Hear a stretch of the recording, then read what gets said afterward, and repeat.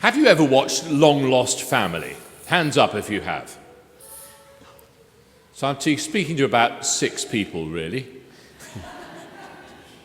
Long Lost Family, I don't know, it's a program that I sort of stumbled on once.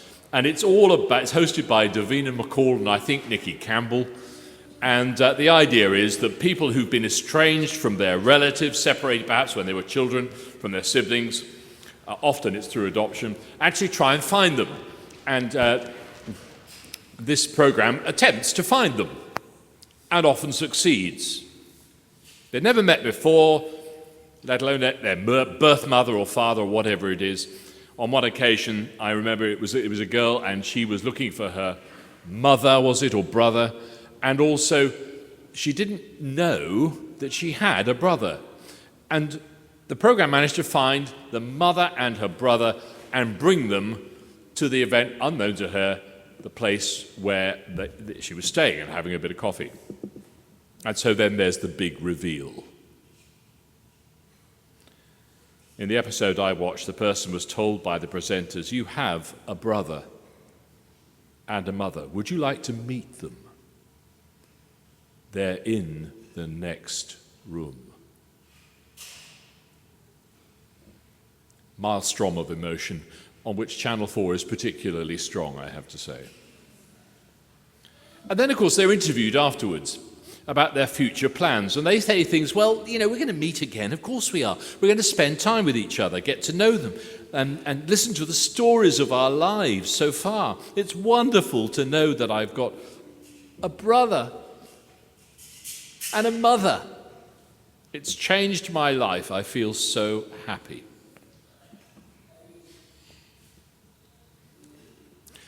What we read as our gospel reading is known as the prologue. It's like a foreword to John's gospel.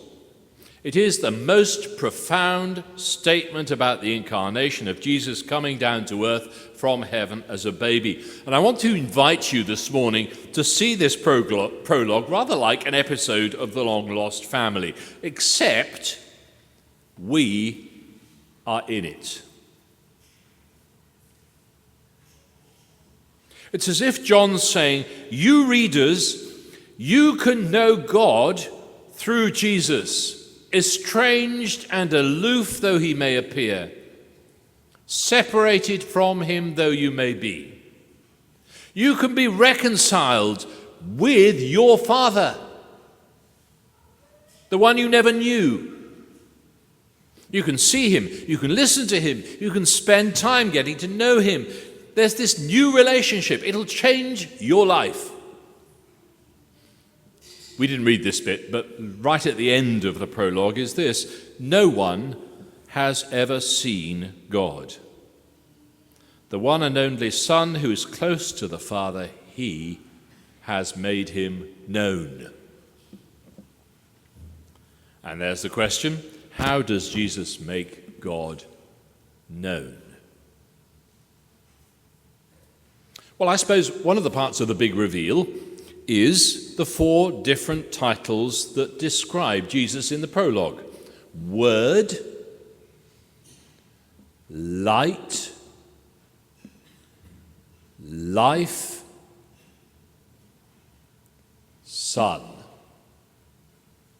or the one and only, as it's sometimes translated. You see, through the Word, God has become audible. Yeah, he speaks. We can listen to him, hear him. Through Jesus the light, God has become visible. In Jesus we see God, we see his character, we see how he is with other people like us. He who has seen me has seen the Father. Did he not say that as it was recorded in John's Gospel? And through Jesus the life, God became accessible. He became like one of us. Day by day, like us, he grew tears and smiles. Like us, he knew. Didn't we sing that this Christmas? What's it from? Once in Royal David City, I think. Yeah, he knows what it's like to live on the earth. And through Jesus the Son, God has become knowable.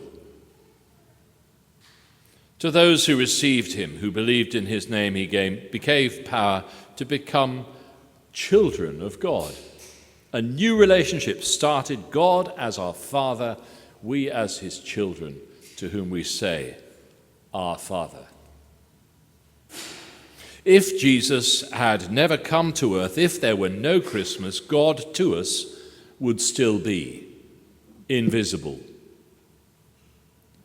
inaudible, inaccessible, unknown. But you see, Jesus has brought God near. He's brought this alienated Father to our world, to our lives, into the next room, so to speak, so that we may see and know him for ourselves and spend time with him and listen to him. I have to confess, I didn't notice this for 39 years of being ordained. But last of all, the 40th year, I noticed. What I noticed in John's prologue, which I know well, or should do, was the change of pronoun. Deliberate and abrupt it is, too, in verse 14. You see, the first 13 verses of the prologue describe, well, the Word was with God, the Word was God, he was in the beginning, he was in the world, and his own people, they didn't receive him, they didn't accept him. It's all the third person singular or plural. You know, he came, he was, they. It's all he, they. And then in verse 13, it changes. And in verse 14, suddenly, the Word became flesh and dwelt among us. We beheld his glory. From his grace, we have all received. This is where the rest of us come in, if you like. 3 times for emphasis. Of course, he's referring to the first apostles, we as a group, but it also, of course, includes us, who alongside many, countless thousands, millions of others, have read their testimony, as we have done this morning. So can I ask, what do you believe this Christmas? What are you celebrating? He came down to earth from heaven. Lo, within a manger lies he who built the starry skies. That's what our carols say. God has become like us. That is the incredible truth. That is the big reveal. Through Jesus, all the years ago, God is now very close to us today. Now, how can that make a difference? And John, actually, writing his prologue, answers the question. Well, we can know that by seeing something and receiving something. We have seen his glory, and from his fullness we have all received. In other words, there's something we have seen in Jesus and something we've received from Jesus. And that is actually the life-changing experience. We've seen his glory, we've received his grace. So what is glory? What should we be spotting? Well, a picture may help. It's a beautiful sunny day. But you know that if you look at the sun on a cloudless morning, you do damage to yourself. But we can look at the world in the light of the sun. We can see the sunlight. And we can see our world reflected and bathed in sunlight. It lifts our hearts this morning. And it's in the same way we cannot look upon God without damaging ourselves, his holy nature, our sinfulness. It doesn't go well together.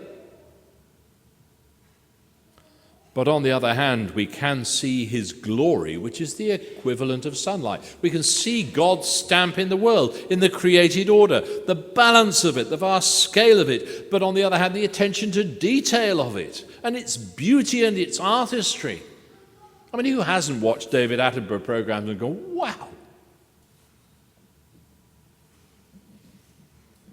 The hope of seeing the glory of God with the coming of the Messiah is in the prophecies of the Old Testament. The glory of the Lord shall be revealed, and all flesh shall see it. No one can ever see God. No one has seen God. But if we see Jesus, we see the glory of God in the face of Christ. And of course, you may know about Jesus' life. We can see his glory in his miracles.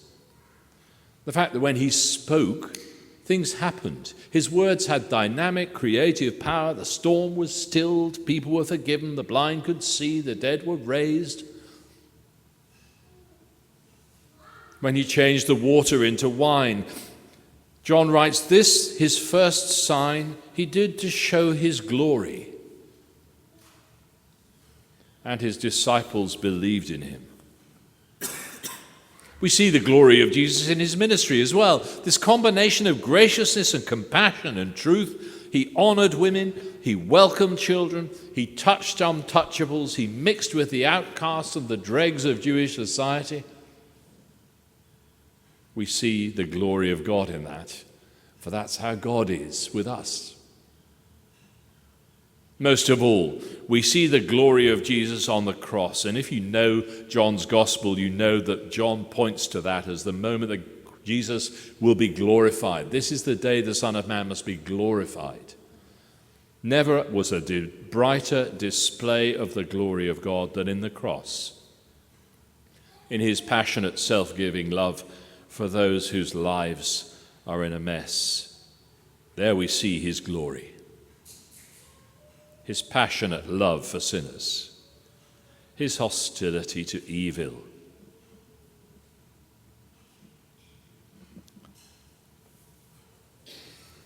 We have seen his glory, we have received his grace. That's a twofold invitation to you this Christmas. It's my privilege to extend it to you.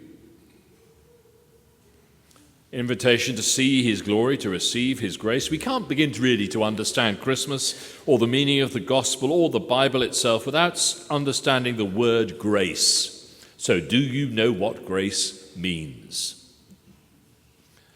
Basically, grace is what God gives. God gives stuff that we do not begin to deserve. We are the ones that cause the separation in the first place by our own selfish living. We are the ones who say, I want to live my life without God. I want me at the center. We are the ones who've abandoned God, and yet God, in his grace, has taken the initiative and given free, unmerited favor to those who would receive it. Undeserved kindness, determined compassion of God. That's the grace of God. It's God stooping, God loving, God serving, God rescuing, God coming alongside. If you like mnemonics, God reaching after his creatures everywhere. We have seen and we have received. Isn't that what Christmas is all about? Actually, it is for most people, isn't it? How many people here today is seeing somebody who have not seen for a while? Family, yeah, we are. And it's true, isn't it? You know, you can phone them, but it's not the same. You can talk to them on Facebook, it's not the same. Emails, yes, not the same. But when they come, probably laden with gifts, knowing our lot, hampers, presents which we receive. Yes, Christmas is all about seeing and receiving. But have you thought about seeing and receiving from God this Christmas? And I wonder whether God is remote or unreal or aloof or inaccessible in your own experience. For only Jesus can bring God near to you and bring you near to God. So my prayer this Christmas will be that you, all of us, may open our eyes to see the glory of God in the face of Jesus, and that we, all of us, may open our hands to receive more than ever we thought would be possible, his undeserved grace. It's a spiritual long-lost family, really, isn't it? Here we are. God is estranged. We celebrate Christmas because Jesus was born into our world. We celebrate Christmas because God brought him near to us, and he has brought God near to us in the next room. Through this baby, God's saying, let's be friends. Can you hear? Would you like to meet him? Would you like to hear him, see him, know him, reach out to him? Then open your eyes to see his glory. Open your hearts to receive his grace. Let us pray.